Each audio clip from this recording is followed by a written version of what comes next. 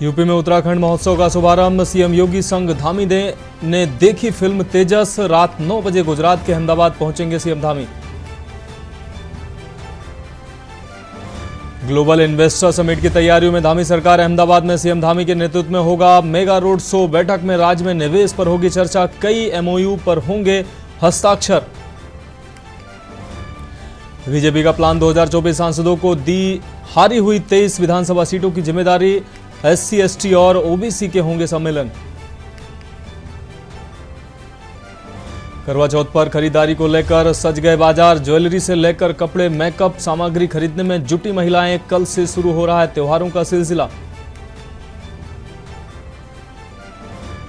देवभूमि में लगातार खराब होती जा रही है आबो हवा। बागानों के अस्तित्व पर खतरा। दून में हालात सबसे ज्यादा संवेदनशील। और चारधाम समेत प्रदेश में हर 100 किलोमीटर पर होगी EV charging station. Route map को दिया जाएगा अंतिम रूप। आप देख रहे हैं के न्यूज, खबरों का सारथी। नमस्कार, उत्तराखंड की खबरों के साथ मैं हूं मनोज मानस। रुक करेंगे खबरों का। उत्तराखंड में अगले साल होने वाले लोकसभा चुनाव के लिए अब 6 मास से भी कम समय बचा है। इसको देखते हुए सभी राजनीतिक दलों ने अपनी अपनी तैयारियां तेज कर दी हैं। सत्ताधारी दल यानी कि बीजेपी इन सभी तैयारियों में काफी आगे दिख रही है। वहीं भाजपा ने 2024 के दंगल को जीतने के लिए 2 महत्वपूर्ण रणनीतियां बनाई हैं, जिसके तहत बीजेपी ने विधानसभा चुनाव में हारी हुई 23 सीटों पर जीत के लिए सांसदों को जिम्मेदारी दी है। आपको बता दें, साथ ही भाजपा ने केंद्र और राज्य सरकार की उपलब्धियों को गिनाने के लिए मीडिया संवाद शुरू कर दिया है। भाजपा को पूरी उम्मीद है कि 2024 में राज्य की 5 लोकसभा सीटों पर भाजपा की जीत की हैट्रिक होगी। हालांकि कांग्रेस समेत तमाम विपक्षी दलों ने इस बार भाजपा को सबक सिखाने की भी बात कही है।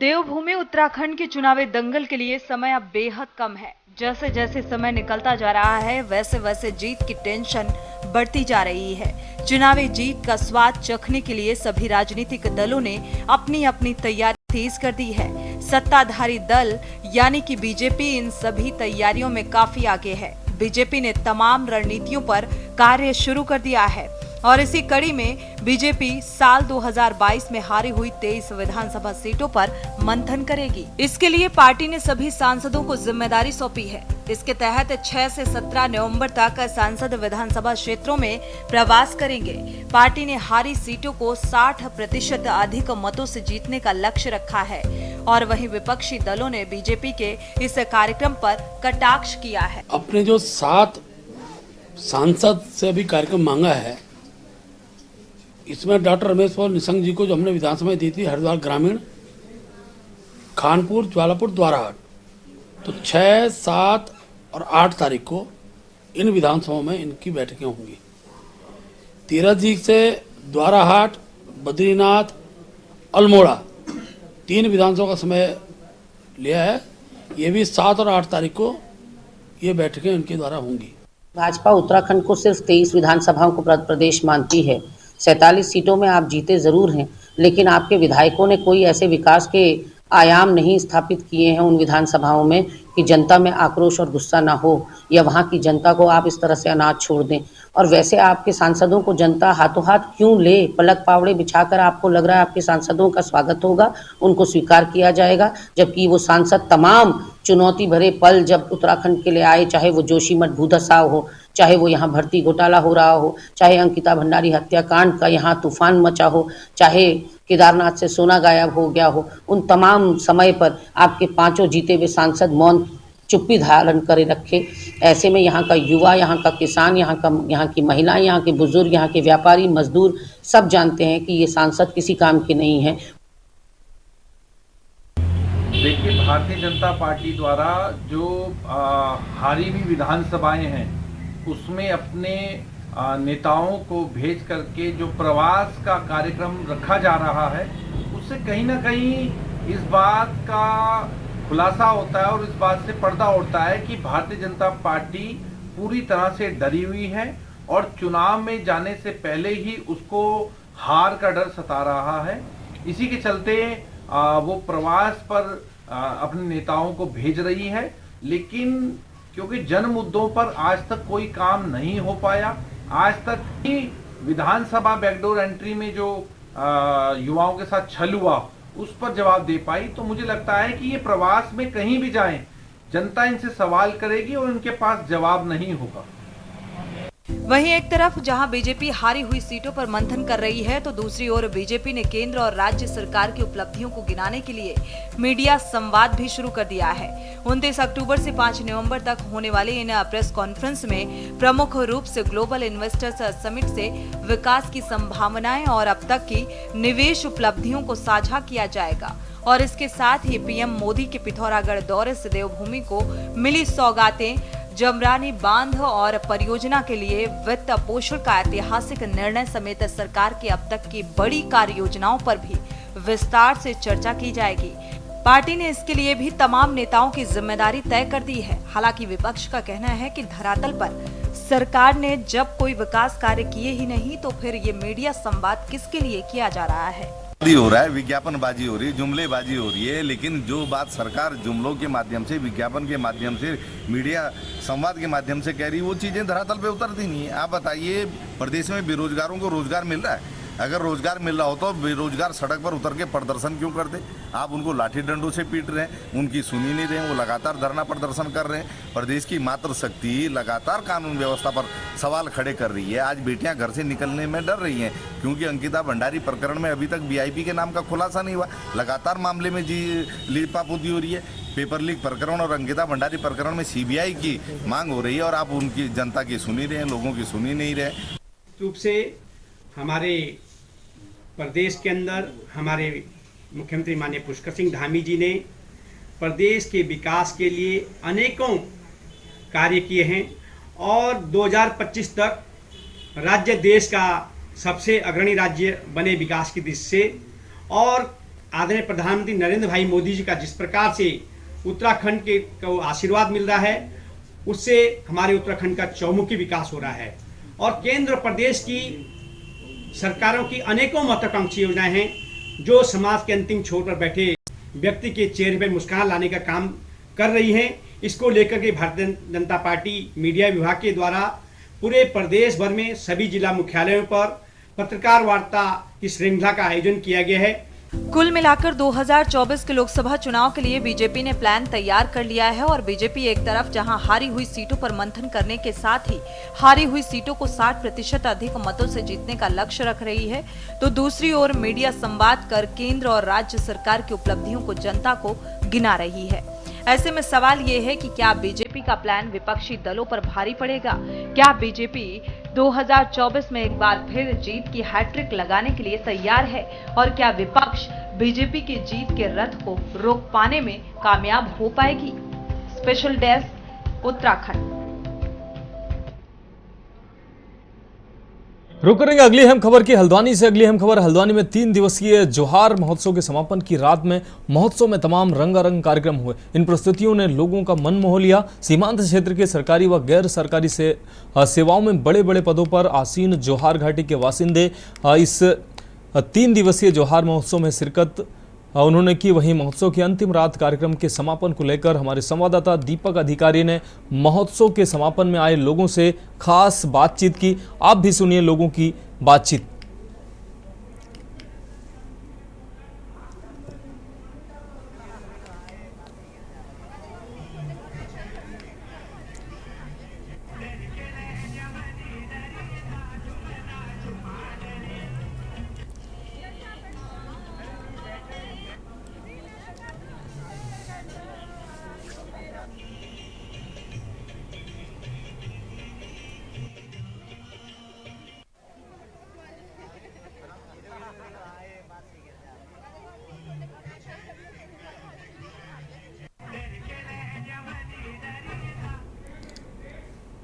बढ़ेंगे अगली खबर की ओर। Uttarakhand police wives welfare association की ओर से पुलिस लाइन देहरादून में लगे 3 दिवसीय मेले का समापन हो गया है। समापन का बतौर मुख्य अतिथि शामिल हुए राज्यपाल लेफ्टिनेंट जनरल गुरमीत सिंह ने शिरकत की। इस दौरान उन्होंने आयोजन की सराहना भी की। वहीं मेले में Indian Idol fame Kapil Thapa ने गीत की प्रस्तुति देकर समा बांधा। इस मौके पर पुलिस परिवार के होनहार बच्चों को सम्मानित भी किया गया। वहीं इस मौके पर राज्यपाल ने कहा कि पुलिस परिवार ने इस त्योहार को इकट्ठा होकर मनाया है। इससे जो ऊर्जा पैदा होगी वह बहुत ही अच्छी होगी। मुझे खुशी है कि उत्तराखंड पुलिस अपने हर परिवार के सदस्य के लिए बेहतरी और मॉडर्नाइजेशन के बारे में सोचती है। मुझे यहाँ व्यवस्थाएं देखकर अपनी पलटन की याद आ गई।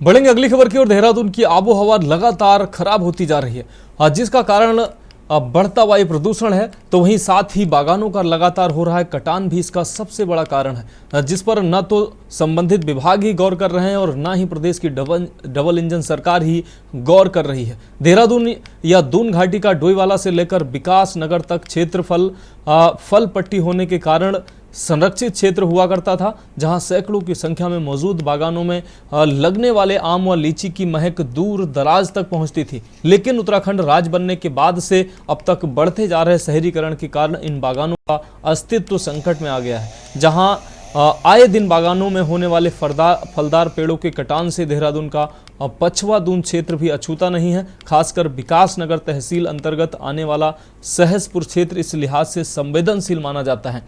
जहां बात पिछले 5 साल की जाए तो यहां पर दर्जनों बागानों का सफाया कर कंक्रीट के जंगल खड़े कर दिए गए हैं। यहाँ पे ऐसा था कि 20 फीट में उसमें जीर्णोद्धार करना था और उसमें 5 फीट की परमिशन थी जो पुराने थे, मतलब जिसमें जो होना था, जो क्या बोलते हैं, लोपिंग होनी थी, जिसके नीचे जो है पातन होना था, क्योंकि वो उसके ऊपर तक लाइन से टच थी जो खराब थे। 5 फीट वो थे, लेकिन उसके अतिरिक्त जो है वो 4 पेड़ और कटे हैं। तो क्या कार्रवाई करी है आपने उन 4 पेड़ों को लेकर? उसमें या तो जुर्म काट देंगे, जो भी नियम अनुसार सही होगा वही करेंगे। लगातार इस तरह के मामले जो है क्षेत्र में काफ़ी देखने को मिल रहे हैं, तो क्या किस तरह के उद्यान विभाग कब आखिरकार नींद से जागेगा अपनी? नहीं, विभाग वाला तो कभी नहीं कहता कि आप जो बगीचा ख़त्म करो। विभाग तो ये कहता है कि भाई जो जिसमें बीमारी के जो लायक है उस पर पेस्ट कराओ, कोशिश करो पहले कि उसके बचाव का प्रयास करो।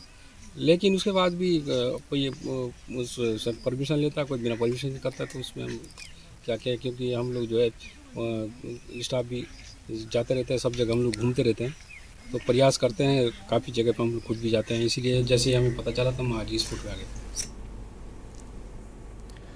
बात करेंगे अगली खबर की। खबर देहरादून से है, जहां सचिवालय में मुख्यमंत्री पुष्कर सिंह धामी ने 30 अक्टूबर से 5 नवंबर 2023 तक चलने वाले सतर्कता सप्ताह के अंतर्गत भ्रष्टाचार का विरोध करें, राष्ट्र के प्रति समर्पित रहें कार्यक्रम का शुभारंभ किया। सचिवालय में आयोजित कार्यक्रम में मुख्यमंत्री ने घोषणा की है कि सतर्कता विभाग में 103 नए पद सृजित किए जाएंगे। सतर्कता विभाग की कार्यप्रणाली को प्रभावी रूप से और बेहतर बनाने के लिए सर्विलांस व तकनीकी विशेषज्ञों की टीम का गठन किया जाएगा। इस अवसर पर मुख्यमंत्री ने अपने कार्यक्षेत्र में सराहनीय कार्य करने वाले सतर्कता विभाग के अधिकारियों और कर्मचारियों को सम्मानित किया। मुख्यमंत्री ने अधिकारियों और कर्मचारियों को सत्य निष्ठा की प्रतिज्ञा भी दिलाई। वहीं भ्रष्टाचार मुक्त उत्तराखंड के लिए की गई कार्रवाई के लिए विजिलेंस विभाग मुख्यमंत्री को महीने में 2 बार अपनी रिपोर्ट प्रस्तुत करेगा।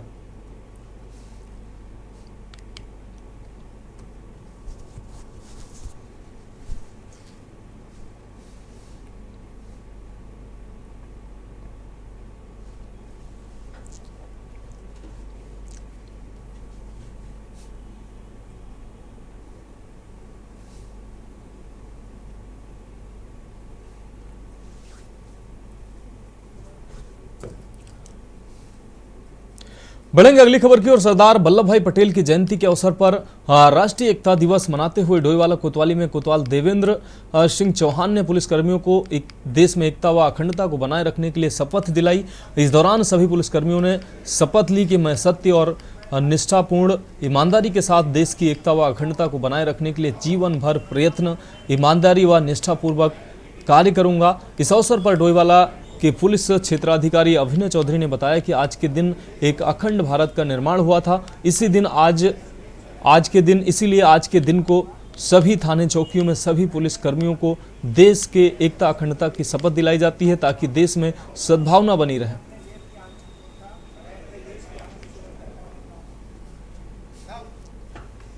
जैसे कि उत्तराखंड पुलिस का एक बहुत बड़ा मिशन है कि ड्रग फ्री उत्तराखंड करके, और इसमें माननीय मुख्यमंत्री जी की भी 2025 तक उत्तराखंड को ड्रग फ्री करने का उनका लक्ष्य है। तो उसी क्रम में डोईवाला पुलिस भी लगातार जो है, जो लोग ड्रग्स के कारोबार में संलिप्त हैं या जो ड्रग्स का सेवन करते हैं, जो माहौल को खराब करने की कोशिश करते हैं, तो हम लगातार उनके खिलाफ कार्यवाही करते रहते हैं। और इसी क्रम में कल डोईवाला पुलिस ने 3 अभियुक्तों को गिरफ्तार किया, जो कि जिनमें से 2 अभियुक्त दिल्ली के थे, जो यहाँ आके खाली ड्रग्स बेचने का और व्यापार करने का काम करते थे। तो उनको गिरफ्तार करके जेल भेज दिया गया है। उनके कब्जे से काफी मात्रा में स्मैक भी बरामद की गई है। तो और आगे भी इस तरह की जो है, जो लोग इस कारोबार में संलिप्त हैं, उनके खिलाफ कड़ी से कड़ी कार्यवाही की। अब बात करेंगे अगली अहम खबर की। अल्मोड़ा उत्तराखंड सरकार के नवनियुक्त उपाध्यक्ष प्रधानमंत्री ग्रामीण सड़क योजना की दर्जा प्राप्त राज्य मंत्री शिव सिंह बिष्ट के प्रथम बार अल्मोड़ा आगमन पर भाजपा कार्यकर्ताओं ने सर्किट हाउस अल्मोड़ा में शिव सिंह बिष्ट का भव्य स्वागत किया। बिष्ट ने कहा कि वो उत्तराखंड के मुख्यमंत्री पुष्कर सिंह धामी का आभार व्यक्त करते हैं कि उन्होंने उन पर जो विश्वास जाहिर किया है वो उस पर खरे उतरेंगे। बिष्ट ने बताया कि जो प्रधानमंत्री ग्रामीण सड़क योजना पहाड़ की लाइफ लाइन योजना है, हमारे द्वारा जो छोटे गांव हैं उनका भी सड़क से जोड़ने के लिए भारत सरकार को प्रस्ताव भेजा गया है। हमें पूर्ण विश्वास है कि भारत सरकार वो अनुमति हमें जल्द प्रदान करेगी। बिष्ट ने कहा कि विकास एक सतत प्रक्रिया है, अगले 6 माह में सभी सड़कें चमचमाती नजर आएंगी। बिष्ट ने कहा कि इस सरकार का पूरा प्रयास रहता है कि अधिकारी आम जनता की बात सुने, मुख्यमंत्री खुद इसकी निगरानी करते हैं।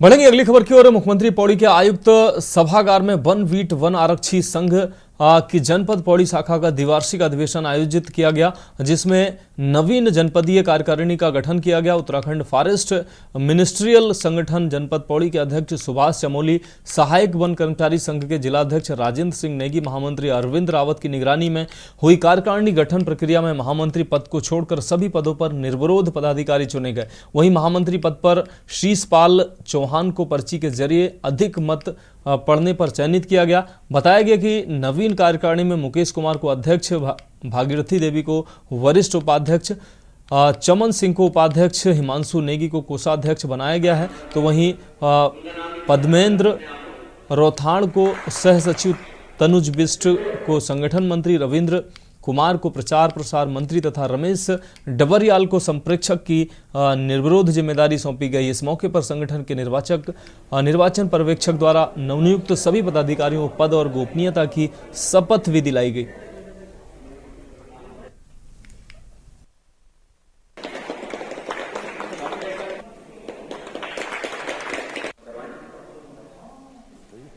के लिए हम जैसे पूर्व में हमने अपना योगदान दिया है, वैसे हम अभी संगठन के लिए अपना योगदान देंगे। और एक चुनाव प्रक्रिया चली है यहाँ पे, वो होता रहता है चुनाव का, मतलब चुनाव चलते रहते हैं। मेन चीज़ें हमारी ये रहेगी कि जो हमारे सर्किल स्तर पे जो हमारे पास प्रॉब्लमें आ रही हैं या डिवीजन स्तर से हमारी जो प्रॉब्लमें आ रही हैं उनका हम सोल्यूशन करने की कोशिश करेंगे, ताकि जो हमारे साथी हैं उनको फील्ड में दिक्कतें हो रही हैं उनको हम दूर करने की। आज आरक्षी संघ का द्विवार्षिक सम्मेलन संपन्न किया गया, जिसमें नई कार्यकारिणी का गठन किया गया है।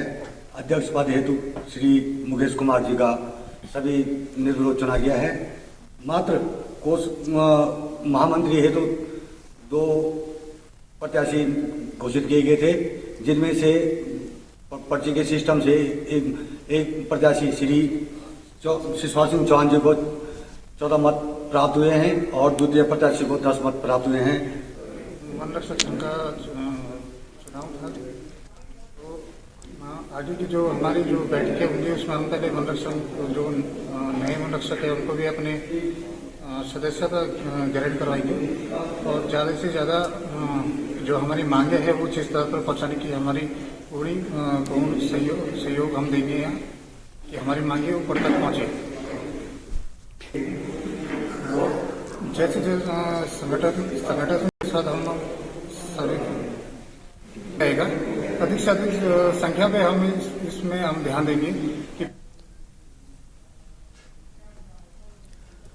रुक करेंगे अगली खबर का। मुख्यमंत्री पुष्कर सिंह धामी ने राष्ट्रीय एकता दिवस के अवसर पर मुख्यमंत्री आवास में सरदार वल्लभ भाई पटेल के चित्र पर श्रद्धा सुमन अर्पित कर उन्हें भावभीनी श्रद्धांजलि दी। इस अवसर पर मुख्यमंत्री ने कहा कि भारत के प्रथम उप प्रधानमंत्री एवं प्रथम गृह मंत्री सरदार वल्लभ भाई पटेल ने अनेक रियासतों को भारत संघ में एकीकृत करने में अहम भूमिका निभाई। भारत की आज़ादी में उनका महत्वपूर्ण योगदान रहा है।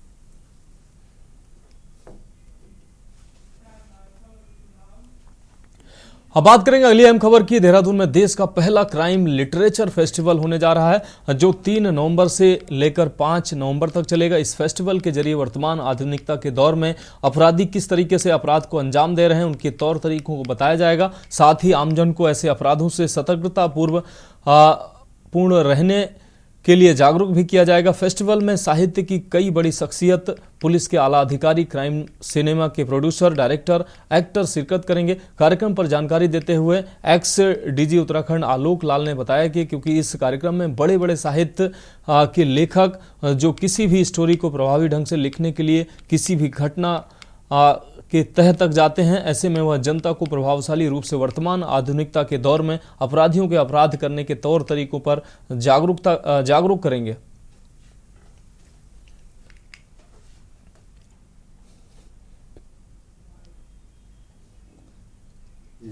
नक्सली देखिए, हमारा ज़्यादातर कार्यक्रम 4 और 5 तारीख में है, लेकिन 3 तारीख को बड़ा अहम कार्यक्रम है जिसमें सुजय घोष जी होंगे, संजय गुप्ता जी होंगे, दोनों फिल्म पर्सनैलिटीज़ हैं। और इस दौरान फिल्मों की बात भी होगी, अपराध साहित्य की भी बात होगी और हम ये भी समझ पाएंगे इस दौरान कि ये दोनों किस तरह एक दूसरे से जुड़े हुए हैं, क्योंकि जब कहानी नहीं होगी तो फिल्म किस चीज़ पर बनेगी, और कहानी लिखने वाले कौन है, वो लेखक हैं।